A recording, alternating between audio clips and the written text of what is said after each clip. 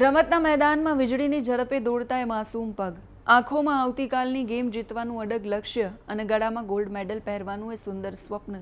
પણ કોઈને ક્યાં ખબર હતી કે લાખો રૂપિયાની ફી વસૂલતી શાળાની એક અક્ષમ્ય નાનકડી અને ગુનાહિત બેદરકારી કોઈ મા બાપના ઘરનો ચિરાગ એમનો વાલસોયો દીકરો હંમેશા માટે બુજાવી દેશે. આ કહાની વડોદરાની ન્યૂ એરા હાઈસ્કૂલના એક કમનસીબ મેદાનની છે, જ્યાં રમતનો ખેલાડી જીતવા તો ગયો પણ સિસ્ટમની લાપરવાહી સામે જિંદગીનો જંગ હારી ગયો. શું છે વિગતો જાણીશું આ વિડીયોમાં. નમસ્કાર, આપની સાથે હું સેજલ.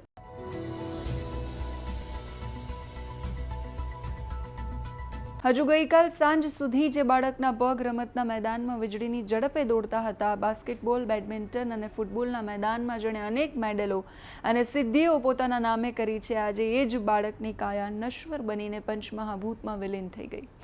વડોદરાના નિઝામપુરામાં આવેલી પારુલ યુનિવર્સિટી સંચાલિત ન્યૂ ઇરા હાઈસ્કૂલમાં બનેલી એક ઘટના, એક અક્ષમ્ય અને શરમજનક ઘટનાએ આ માસૂમ અને હોનહાર દેવશાહનો દીવો હંમેશા માટે બુજાવી દીધો. એ માસૂમ ખેલાડીને કદાચ સ્વપ્નમાં એ ખ્યાલ નહીં હોય કે જે શાળાના મેદાનને એ પોતાનું ગૌરવ સમજતો હતો, ત્યાં જ એના માટે મૃત્યુની જાળ બિછાવેલી છે.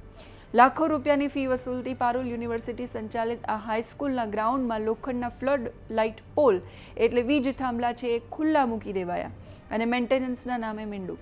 ફૂટબોલ રમતા રમતા જ્યારે બોલ શેડ પર ગયો અને દેવ બોલ લઈને નીચે ઉતરવા ગયો, ત્યારે સપોર્ટ માટે પકડેલા એ લોખંડના થાંભલામાં કાળ બનીને દોડતો લાઈવ વીજ કરંટ ઉતરી આવ્યો. ક્ષણભરમાં ઉગતો સૂરજ આથમી ગયો. જાણીતા ડેન્ટિસ્ટ ડૉક્ટર પ્રશાંત શાહનો વાલસોયો દીકરો, જે આવતીકાલની ફૂટબોલ ટુર્નામેન્ટ માટે જીવ લગાવીને પ્રેક્ટિસ કરી રહ્યો હતો, એ આજે સૈયાજી હોસ્પિટલના બિછાને મૃત અવસ્થામાં છે. એક પિતા અને પરિવાર પર શું વીતતી હશે એની કોઈ કલ્પના પણ ન કરી શકે.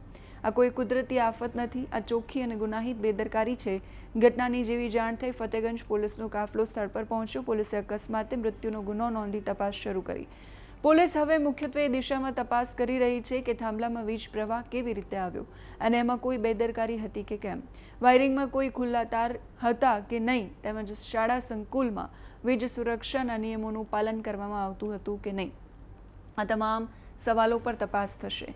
આ મામલે પોલીસ અને વીજ કંપનીના ટેકનિકલ સ્ટાફ દ્વારા સ્થળની તપાસ પણ કરવામાં આવી રહી છે.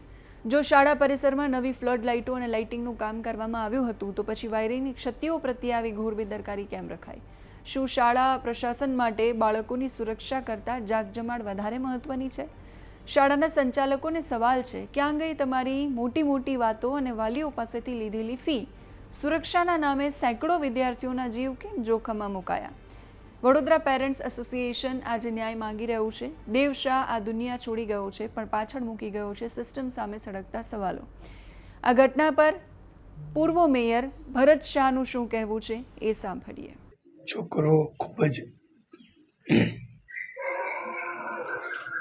ટેલેન્ટ હતો અને આપની વાત બરાબર છે કે એક દેશે, વડોદરા શહેરે એક સારો ખેલાડી ગુમાયો.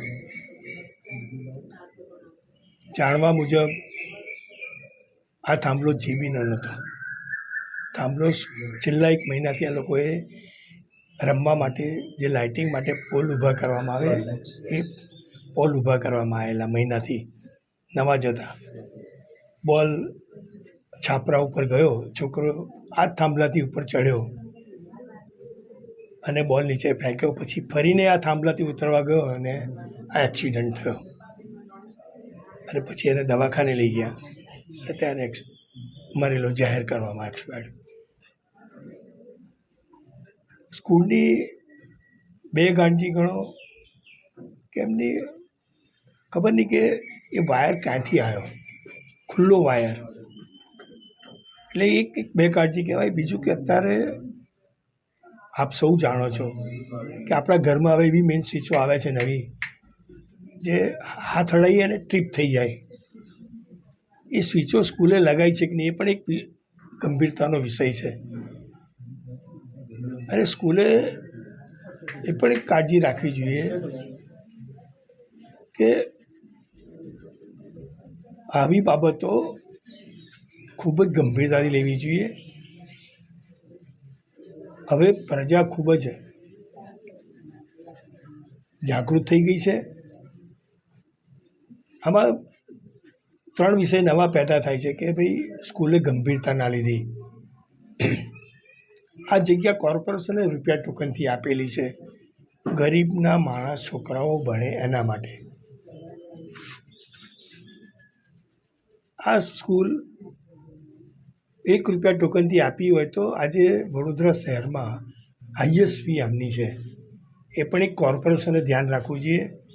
કોર્પોરેશને આ ધ્યાન રાખવું જોઈએ. બીજું જીબીએ આવીને રાતે 2 વાગે આ વાયરનો એનું મીટર કાપ્યું અને ટેસ્ટરથી એને જોયું કે હજુ કરંટ આવે છે. તે પહેલાં એમને બંધ, બીજું ફરીને એક્સિડન્ટ થાય એ જોવા માટે એમને એટલે સ્વિચ નહીં બંધ કરી. આ પણ એક ગંભીર વિષય છે. એટલે અને પોલીસે પણ આની ગંભીરતા લઈને આની પણ તપાસ કરવી જોઈએ. ત્રણેય જણાએ, કોર્પોરેશન, જીબી અને પોલીસ, ત્રણેય આની ગંભીરતા લઈને ગંભીર બાબત છે તો એની તપાસ કરીને યોગ્ય કાર્યવાહી કરવી જોઈએ. કાર્યવાહી એટલા માટે કરવી જોઈએ કે હવે પ્રજા ખૂબ જ જાગૃત થઈ ગઈ છે. આપ સૌ જાણો છો કે વડોદરા શહેરમાં હરણીકાંડ પણ થયો. આ બીજું વડોદરામાં બીજો હતો પ્રસંગ થયો. અને દિલ્હીની અંદર છોકરાઓએ જે આંદોલન કર્યું, આ બધાનું જોઈને સરકારે જાગવું જોઈએ. અને સરકાર જાગશે, મને વિશ્વાસ છે. સરકાર પણ ઘણી ગંભીર છે અને આ વિષયને ગંભીરતાથી લઈને સરકાર યોગ્ય કાર્ય કરે એવી અમારી માગણી છે. તો આ ઘટના પર તમે શું માની રહ્યા છો એ કમેન્ટ કરીને કહેજો. અત્યારે આ વિડીયોમાં બસ આટલું જ. નમસ્કાર.